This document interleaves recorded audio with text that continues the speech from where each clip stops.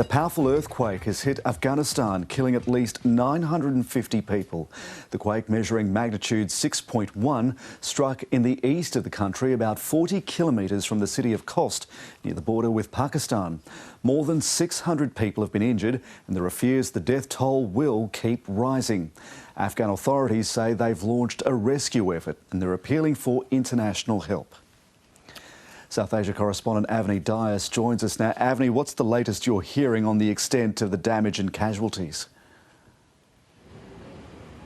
Jeremy, what we know is this is turning into a disastrous situation for people on the ground in Afghanistan. Now, this earthquake hit late last night and early Wednesday morning, local time, but we know that this region of eastern Pakistan is quite a mountainous district. So the earthquake has caused landslides, which have decimated homes because people live at the bottom of those hills. And Jeremy, the stories coming out of this region are just heartbreaking. One man in one of these villages, he said he looked across his town and he just saw rubble. He described it as a mass grave because there are so many bodies that he could see. So this is going to be the issue in coming days. How will these regions be rescued?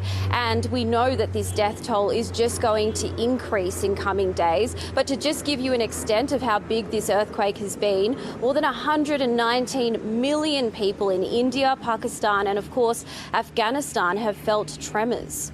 Avni, how difficult will it be to carry out a rescue operation in this region?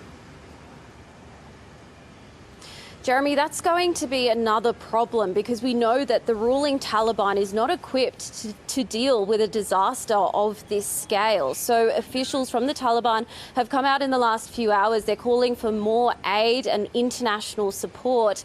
But we know since the Taliban took over last year that aid agencies have actually withdrawn from the country. Australia no longer has officials on the ground, and that's the same situation for several Western countries. So the issue in coming days will be just how much support will countries like Australia offer Afghanistan when the situation on the ground is clearly so devastating. South Asia correspondent Avni Dias.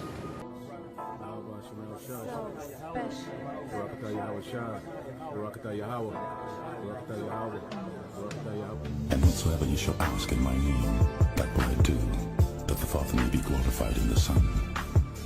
If you shall ask anything in my name, I will do it. If you love me, keep my commandments.